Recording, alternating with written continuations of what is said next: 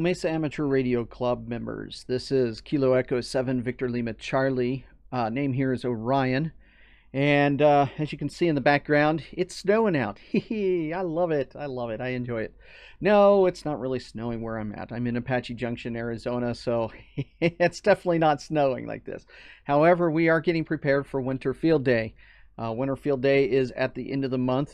January 26th and 27th is the actual day of the actual event. We are actually going to be camping at Lake Roosevelt this year again. It's actually turned out to be a really, really great site for us. It's still close to the city, so anybody who wants to drive out on Saturdays can come out and visit with us and everything. At the same time, the campground is really, really super quiet, so the campground host usually doesn't have an issue with us running generators and stuff of that nature. Now, obviously, with the government shutdown, we're not 100% positive. I believe that due to the fact that it does have a campground host that is a volunteer, not an actual park ranger, that they're going to actually still have it open and everything. That's been the tradition for a lot of the national forest campgrounds. Maybe not the national parks, but the national forest campgrounds are usually still open if they've got volunteers or something like that. So anyways, I wanted to say Happy New Year to everyone. I hope that you guys are making some resolutions, and I hope that some of your resolutions are ham radio related. Quite honestly, I would like to see a lot more of you out to our events, to our meetings, and on our virtual meetings. We do our virtual meetings basically via the internet. All right, that way you can get on at any given at any time or anywhere. I mean, if you're in a hotel, say in New York City, guess what? You can hop on to the Facebook and or YouTube and actually watch our videos. So don't be afraid. Don't sit there and say, well, I don't, I'm over doing something else. You can always just have it up in the background. We have a lot of expert advice in a lot of these videos. So especially if you're a new ham and you're new to the hobby and everything, jump on our virtual meetings. Don't be afraid to ask. The only stupid question out there is the one that is never asked. So ask away. Please ask questions, because that drives more content. It helps others. It helps you. And it keeps everybody fresh and everything. So anyways, I'm going to, let's see here. I'm going to transition over to our website. Okay. Here is the agenda. Okay. So what we're going to do is I'm going to discuss what's in store for the club. We're going to talk about the new format for the meetings. We're going to talk about attempting to get more video footage from you guys. And then we're going to talk a little bit about Winter Field Day. And then what we're going to do is we're going to talk about expectations from the club members. All right. And then we're going to talk a little bit about Winter Field Day. Very little, because at our next meeting is going to be our major planning meeting for it. But I want to get you guys all in gear and all, going, all right, let's do this Winter Field Day. So let's start out with what's in store for the club. All right. So for 2019, here's essentially the calendar. All right.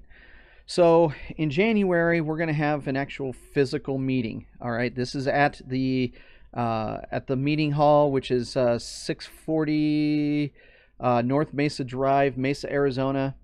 The meeting is from 6:30 to 8:30, and we do start like right on time. So senior members, I would like to see you guys there probably right around about like 6:15 or something like that. I do need help, setting up and stuff of that nature. We need to get the projector up and running. I would also like to have one of us, basically greeting hams as they're coming in, greeting visitors and things of that nature. So Vinny, Dennis, Frank, and Chad, if you're going to be there, I would like to start seeing you guys start showing up about like 6:10, 6:15 to kind of help out. Doors open at 6 o'clock, so anybody is welcome to show up at 6 o'clock. All right. So even if you're not part of our group yet, or you've never been to one of our meetings, if you want to show up early, feel free to show up early. All right. I'm not going to fault you for it. All right. Anyways, we do our meetings from 6:30 to 8:30 p.m. We will be starting our meetings on time. At 6:30, we are going to be rolling. All right. Don't be afraid to show up late. Just, try to minimize the noise a little bit, because we do broadcast live from our meeting halls. All right. So anyway, back to the calendar. So technically, January is a physical meeting. Which means that the following month is going to be either a camping meeting or an activity meeting. We're not going to actually have an actual meeting. We're going to be doing some sort of either camping event or actual out in the park event or something of that nature. Now, January is weird because the 22nd is the Tuesday. Winter Field Day is basically that same weekend. All right. So we count February as our camping month. Technically, it's in January. It's close enough. I mean, it's 1 weekend away. Oh, well. Anyways, what I would like to do is sometime in February, maybe the 9th or the 16th, I would like to do a some sort of park event or something like that. I've got to get it arranged. I got to talk to the rangers and everything, because every time that we've ever shown up and did some sort of event in one of the city parks, the rangers kind of give us a little bit of grief. This is one reason why we really like going out to the national forests away from the Phoenix metro area. Is the further out you get, the less ranger contact you get, and the more willingness and of the ranger to allow such events to go on, and so on and so forth. So, in town, obviously you've got a lot of people, a couple million people here in the Phoenix metro area, and not everybody is as kind and considerate as our group is when it comes to the actual park itself.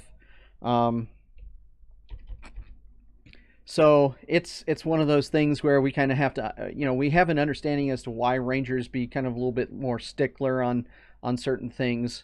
So, it's no fault to them. It's really humanity and society, which is sad in itself. Anyways, so February is kind of our camping month, our activity month.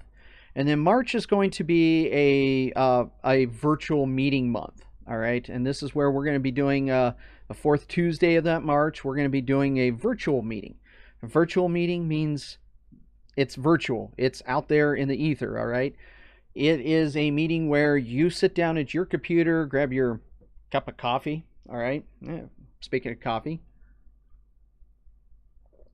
you get your cup of coffee and you sit down and you do a little bit of, you watch the video. It's a live video. It's streamed live. There's a slight delay, about 5 to 10 second delay. And if you've got questions, you post your question in the comments section. And as it scrolls through, I'll see it and I'll make a comment, or somebody else on that's moderating our stream and everything will try to answer it as best as possible. It's a great way for new hams to ask the questions that they're afraid to ask. Whoa, why in the world is 2 meters called 2 meters for? I don't understand that, but you still want to have a little bit of being anonymous or something of that nature. And that's one reason why we liked YouTube over Facebook, is because in YouTube you could have a weird screen name and nobody would know exactly who in the world you are. Whereas with Facebook, you're using your own Facebook page. So what we're going to do is we're going to stream, and I'm going to try to do it to both Facebook and YouTube. The problem is a lot of the live streaming, the dual streaming, doesn't really do so well on both platforms. So we might just stick with just Facebook, just because it seems like we grab a lot more attention that way. We're going to be introducing, I'm going to be having Vinny join us live via Skype, and I might actually ask Chad to join us with Skype at one point in time as well. Usually I have Dennis here, but my studio is so small. I mean, it's well, I shouldn't say it's small. It's basically, it's a bedroom. It's just I have a lot of equipment. I mean, if I was to pan around with the camera, you'd see all my, storage and racks of equipment and all my computers and servers and everything. So, with that being said, I don't have a lot of room for a lot of visitors. Now, I hope to change that sometime in the future, but our club doesn't get a lot of funding, so we can't rent a studio space, or we can't go out and rent a live video streaming space or anything like that. But maybe eventually I might just go right ahead and pony up a little bit of money for a small office someplace and just stream from there and be able to bring in guests and stuff of that nature. Anyways, back to the agenda. So the new format for the meeting is January is going to be a physical meeting. February we're not going to have a meeting because we're camping. I do want to do an activity on a weekend, either a Saturday or a Sunday or something like that. I just need some volunteers from my staff members, my senior staff, Frank, Chad, Vinny, Dennis, or something like that to kind of help out and augment me. I can handle a small crowd, but once we get, quite going and stuff of that nature, it kind of gets a little tricky for me to do everything. And then March is going to be a virtual meeting, okay? And then we're going to go back. So in April, we're going to actually have a physical meeting. Actually, in April, we were going to do a virtual meeting again, because in May, we're going to do a actual physical meeting, because in June is actually field day.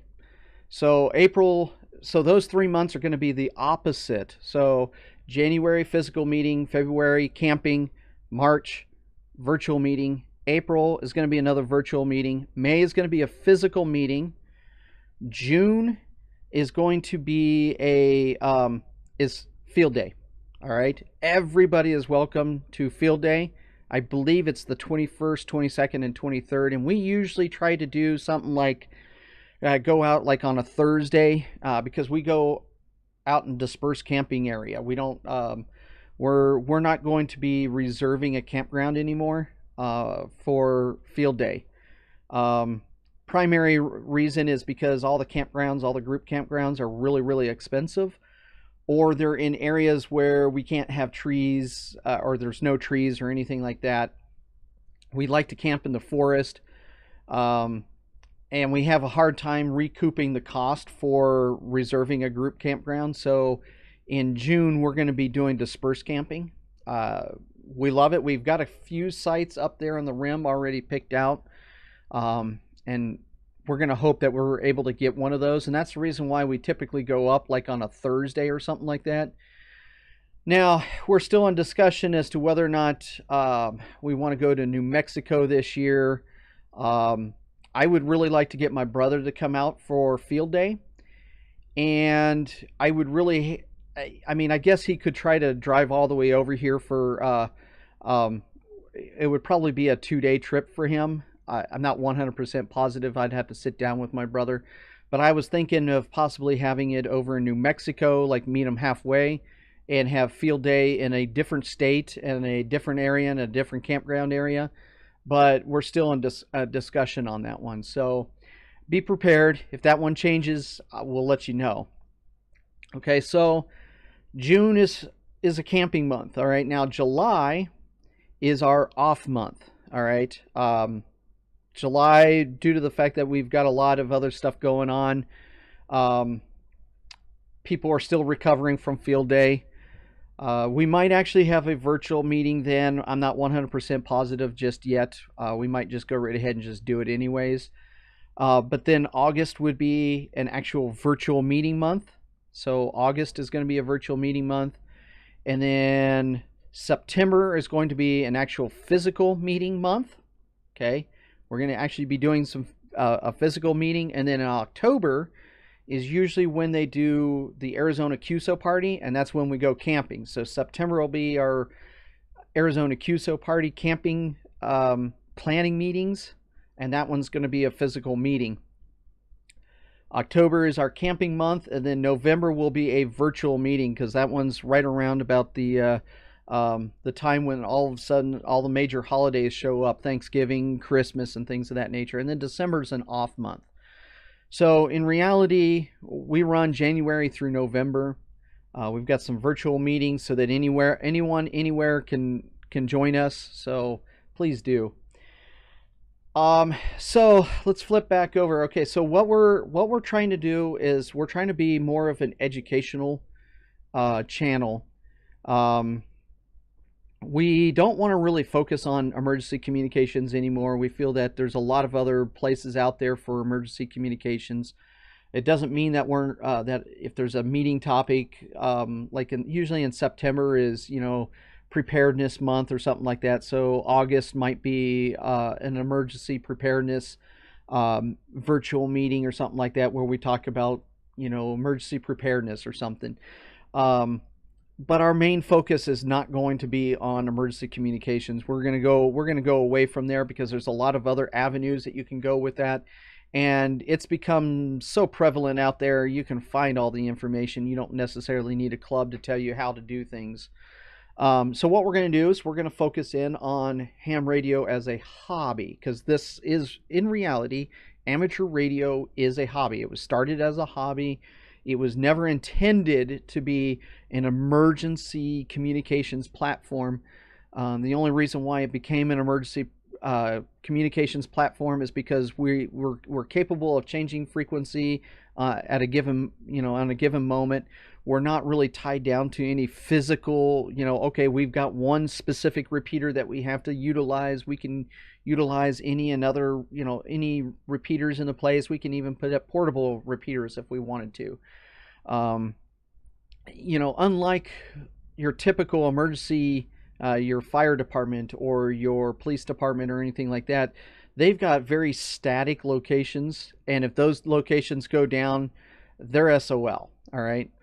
So that's where amateur radio came into emergency communications. But if you read Part 97 rules, it only mentions emergency communications once in that whole entire scenario. Everything else says that it's a hobby. It's a hobby. It's a hobby. It's a hobby. So at the same time, Part 97 says that in order for you to participate with emergency communications, you got to have the training, because that's what it goes hand in hand here. So you got to have a lot of good operators that know how to utilize their equipment, rather than just basically pick up their HT, and basically push the talk. You got to know how to properly communicate with the other station. You got to have an understanding of what equipment you're going to need, as well as why in the world I'm down in this little canyon and I can't reach anybody. Well, gee, you got to have a little bit of understanding of electronics and radio wave propagation in order to understand why, if you're stuck down in a little tiny little valley and you can't reach anybody, gee, I wonder why. All right, so I feel that in order to really prepare you guys for what you need to know, it's better for us to teach you the hobby itself. Teach you how to solder. You might be in the field and you might need to build an emergency antenna. Well, you're going to have to learn how to construct one. You're going to have to learn how to do a little bit of basic soldering. If something breaks in your gear or something, you're going to want to know how to repair that gear out in the field. Otherwise, you're not doing anybody any good. All right. So our primary thing is going to be switching over to the hobby itself, teaching you how to use your gear, how to program your radios, how to build an antenna, how to do a little bit of soldering and stuff of that nature. In order for us to do this, we need to have a lot of good video content. That's from everybody. And this is all going to be going up to our YouTube. So, and here in a little bit, I'll talk about the expectations from you guys, the club members. All right. So we've already talked about Winter Field Day a little bit. Here is the Winter Field Day, January 26, 27. If you go to google.com and you type in Winter Field Day 2019, you're going to come up to this page right here. All right. I encourage everybody to come in here and read the rules. All right. The rules are very simple. They're very straightforward and everything. We're going to be an outdoor location. And we might have 3 radios. I know for a fact we're going to have 3 radios. And if there's somebody else that wants to come along and put up a fourth, radio, then let's do it. All right. The area that we're in doesn't have trees, so we have to rely on masts, or we have to do some weird, funky little things with our wire antennas and so on and so forth. Chad bought a buddy pole, so he's going to be bringing that. We're going to do a class on buddy pole. When Chad gets out there, we're gonna sit down and figure out how to utilize the buddy pole, get it all set up and everything. I'm sure Chad probably already has it all set up in his backyard and he's been using it. But I want the club members to see the antenna, see how it's all set up and everything. Because we've had club members in the past that, like myself, who have been looking at them and wondering whether or not it's worth the couple $100 to purchase one or not. And the best way to find out is by playing with it. So Chad was gracious enough to go out and purchase one. We've also got a antenna tuner for the club. So, or not an antenna tuner, I'm sorry, a antenna analyzer for the club now. So we've got one of those. So as we're building antennas, we're going to be able to figure out exactly where it's properly tuned and where it's resonant and things of that nature. So we've got a lot of things going on for Winter Field Day. New hams. Alert. This event is going to be one that you're going to want to come out. All right. Plan on that day to basically either come out and camp with us or drive up on that Saturday and visit with us, because we're going to do an antenna building. We are going to construct a dipole antenna on site. We'll do a little bit of soldering on site, do a little bit of practice soldering and stuff of that nature, because one of the key elements to the hobby is learning how to solder and how to properly solder, as well as building antennas. Antenna building is a great part of this hobby. It's an easy lesson, because regardless of what band you're using, the same general formula is used. You can use the same formula for a 2-meter antenna or a 160 meter antenna. All right, so don't be afraid. Come on out, enjoy it. All right, now be warned, I'm going to warn you right now that we do shut the gate at like 9 o'clock at night or something like that. So if you're going to arrive after 9 o'clock, you need to let us know via Facebook or email that you're going to be arriving later. But if you arrive, we'll have the gate back open like at 6 or 7 o'clock in the morning. And the main gate to the main campground is, I believe it's open all the time. That might not necessarily be the case, because the Park Service is the one that runs that. So my recommendation is, if you're going to be coming up to camp with us on Friday, make arrangements. Let us know ahead of time that you're going to be coming out and what time you plan on being out there, so that we don't just inadvertently lock you out. All right. Let's see here. What else? Okay, so let's get into the expectations of the club. All right, we actually have a Google Drive now. I've got it all set up and everything, and I'll provide a link for anybody who wants to upload any videos. Now, quite honestly, I don't. The videos could be short length, 5 minutes, 10 minutes. It could be long-winded like my videos usually are, and I do apologize about that. I have a lot to say. I don't care. We don't care. It can be instructional. All right. If you're a new ham and you want to record and video record your first QSO and you want to post it up, record your first QSO.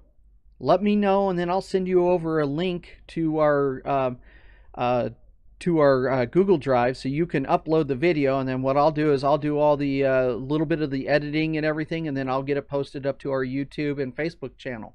All right. The more video content that you guys bring, the better our club is. All right. The club depends on club members. All right. The club isn't me. The club isn't Vinny. The club isn't Dennis. or Chad or Frank. The club is the members, all right? And everybody has something that they're learning, or they've got some skill that they would like to share. Please share it. If there's a time in a physical meeting you want to present something, and I don't care if it's something small or like I want to teach a little bit of soldering or something of that nature. Hey, bring your soldering iron out. Let's do it safe and everything, but teach us soldering.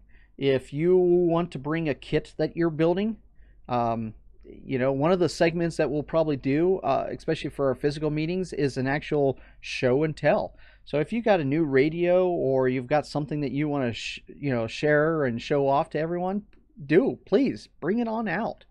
We'll give you the floor for 10, 15, 20 minutes, maybe even 30 minutes. And if it's something that's really, really cool, we might even just go right ahead and say, yeah, you take over the meeting and we'll just sit back and watch you.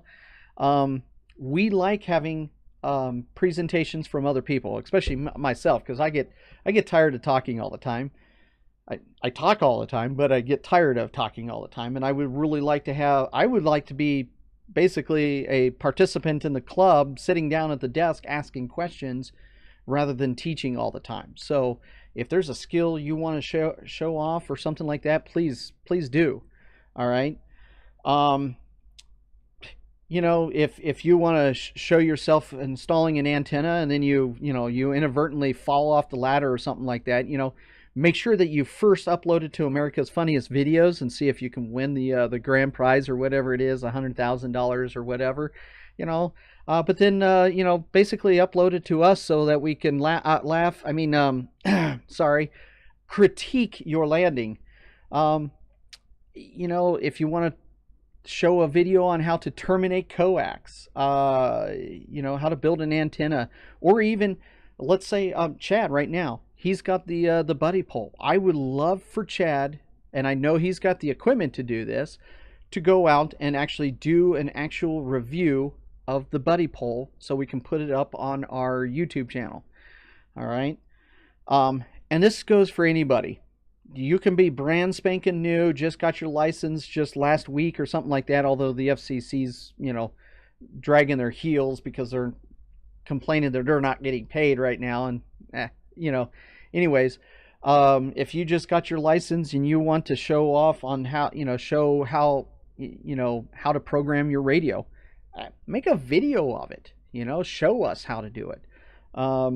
It doesn't matter. We want video content. It doesn't matter if it's instructional, if it's a review or something like that. Please let me know. All right. New hams. Listen, everybody has always, I shouldn't say everybody. Dennis might not have needed any major assistance when he first got his ticket.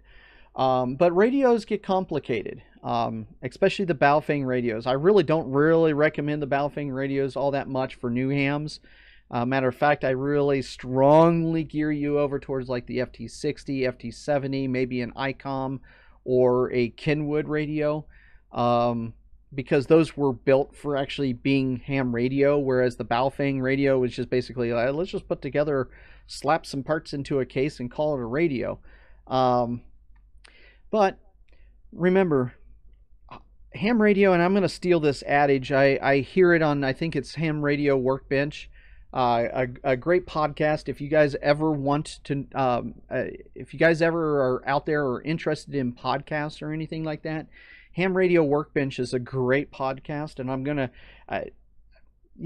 I'm not a, they don't pay us or anything of that nature. So I'm just going to give them free advertisement here on our page because I listen to their podcast and I love their podcast. A lot of the inspiration for our videos comes from their podcasts, as well as a couple other podcasts. 100 Watts and a Wire is another one. Anyway, I can't remember if it was George or Jeremy. I can't remember exactly who said it on Ham Radio Workbench, but it doesn't really matter. He said it best. He goes, ham radio is really a hobby with 1,000 hobbies. All right. If you look at ham radio, there is so much to it. You've got VHF, UHF, you've got microwave communications, you've got digital communications, you've got digital packet communications, you've got emergency communications, you've got HF digital, single sideband, AM, FM, CW. All right, CW is making a big comeback. They took away your the requirements to learn CW, and now all of a sudden CW is becoming more and more popular out there. Well, why is that? Gee, it's because people are now free to learn instead of being forced to learn something, which is great. I love this hobby because there's so much to it. If you want to build something, you want to get an Arduino and you want to start building something for ham radio or your RC aircraft. Okay, RC aircraft, cars, boats, you can use ham radio to do that hobby. All right. You don't necessarily have to sit there and just go, well, I got to have a HF rig sitting over on the side and I got to have my HT with me at all times. You don't need to have anything. The hobby is what you make of it. All right. And so if you're having problems or you have a question about something, please show up to our meetings, show up to our events, and ask us. We would rather have people participate than hide in the shadows and go, well, I'm too afraid to ask. Don't be afraid to ask. I was a new ham at one point in time where I didn't even know, well, I knew some of the differences between a lot of the different modes and stuff just because of my past history with radios in the military and stuff. But not everybody grows up with that experience. So if you're new to the hobby and don't know what in the world you're doing, well, guess what? Come to our meetings. We're going to teach you what you need to do. Speaking of new hams, we're January 22nd. We've got a 2-hour meeting. All right. 1 hour of it is going to be Ham Radio 101. All right. It's going to be my part 1 of my part 2 million. I don't know. But we're going to be doing a segment of Ham Radio 101 where we're going to take a new ham topic and we're going to teach. All right. This one, I haven't got it all fully planned yet because I just came up with the topic like 10-15 minutes ago. Anyways, I hope that you guys are all going to come out. All right. So new hams, please show up. You guys are the inspiration for other questions and other meeting topics that we teach. Without new hams and without other hams asking questions and doing teaching and being an Elmer and everything, what I would like to do with this club is create a club full of Elmers where everybody is helping each other all across the board. It doesn't matter if you're a new ham, old ham, ancient ham, you're wanting to learn about ham radio, come on out. All right. When we use the club call sign, we could do what's called third-party traffic, which means I can get somebody who is not licensed to talk to somebody. All right. So please come on out. Back to this. Over here in our upcoming Mesa ARC events, you're going to see the January physical meeting and then the winter field day picture here. That's our QSO card for this year. Looks similar to last year, except that we changed the dates.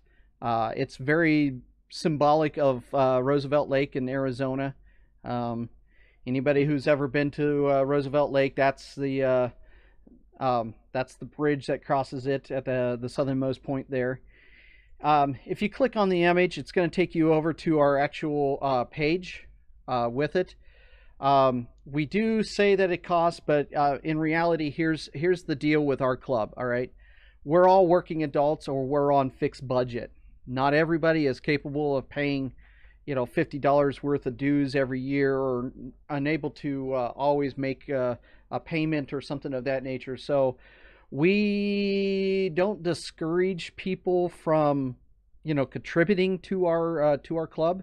But at the same time, we don't want you to be discouraged because something says it costs. All right. Now this event does say it costs, but if you can't, only if you could pay. And quite honestly, I mean, if all you can afford is $10, then pay $10. If you want to drop a Benjamin or $100 bill on us, go, feel free to. We could always use the money. All right. Um, our research and development department has basically a $0 budget right now. So, um, as well as a whole bunch of other stuff that we don't have really a lot of money for. There's basically two people that really contribute a lot to this club, money wise. That's Vinny and Orion. Vinny and myself. I don't know why in the world I started talking about myself in third party, but anyways, we're the two that really contribute a lot to money. Now, Chad, Frank, and Dennis contribute a lot of other stuff in the behind the scenes. Uh, Chad does a lot of work on the website. He's also a forum operator on Facebook.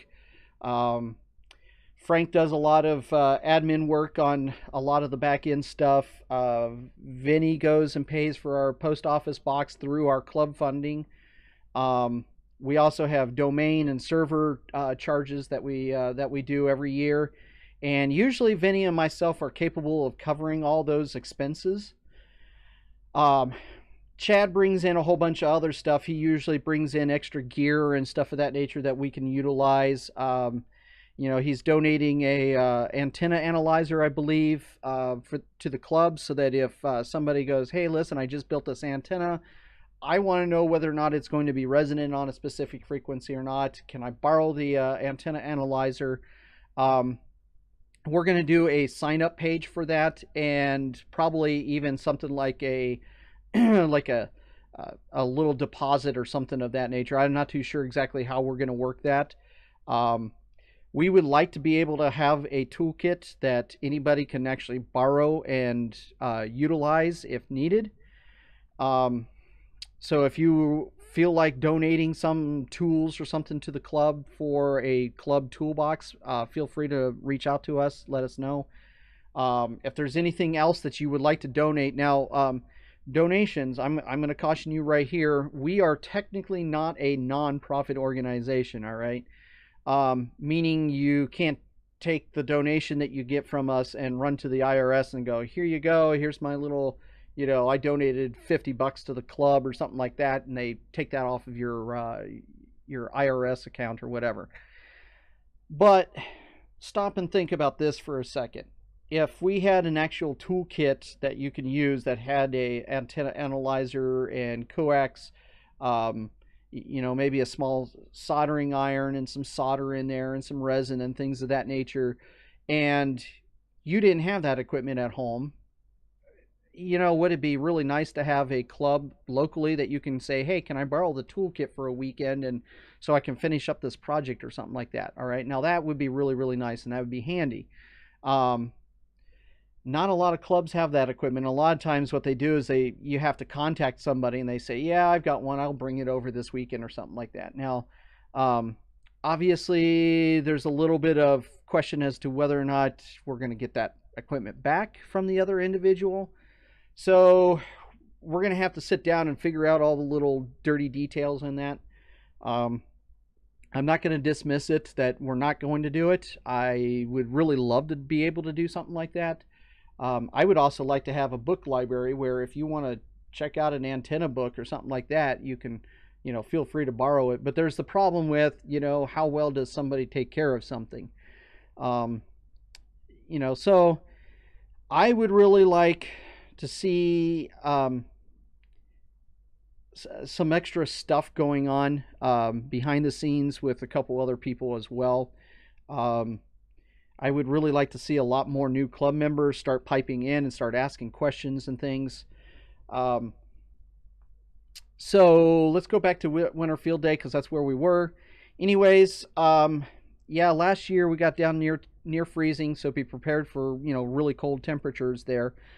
Um, this is a bring your own stuff. All right, BYOS. Bring your own stuff. Your own food, your own water. Well, there is water out there. but I recommend bringing your own drinking water and stuff of that nature. Bring your own beverages. There are charcoal grills up there, so if you want to bring charcoal and cook yourselves some hot dogs or something like that, go for it. Um, they do have toilets and showers, like I've mentioned before. Bring your own sleeping quarters. Yeah, some of us might have room in our tent to house somebody, but quite honestly, it'd be nice if you brought your own sleeping arrangements and everything. Um, Radios. There's guaranteed to be at least 3 radios out there. I've got one, Chad's got one, Frank's got one. Um, Dennis usually brings his, but a lot of times he doesn't operate, so we typically don't count him in the whole entire mix. Um, but if you've got a radio that you want to try and you want to get up on the air, say you've got a brand spanking new, um, FT991A, and you want to get it on the air and you want to play with your own equipment, bring it. All right, we'll get you set up with an antenna or something like that, and we'll get you on the air. I know Joanne just got a brand new radio. She won a radio at the Superstition Superfest. Congratulations to her.